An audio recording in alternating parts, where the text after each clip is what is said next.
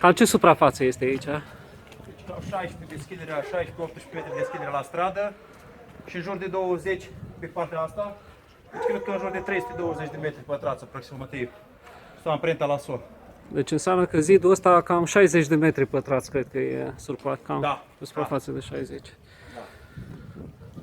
Deci și un motiv tehnic aici, nu are centură sus.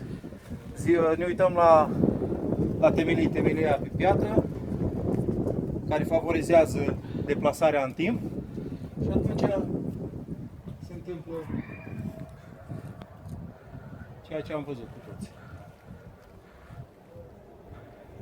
Este o clădire veche, nu? Evreiască, Da, cred că. clădire evreiască, cred că în jur de câțiva zeci de ani, dacă nu chiar peste 100. Și lucrul ăsta e un factor care a cântărit la căderea zidului.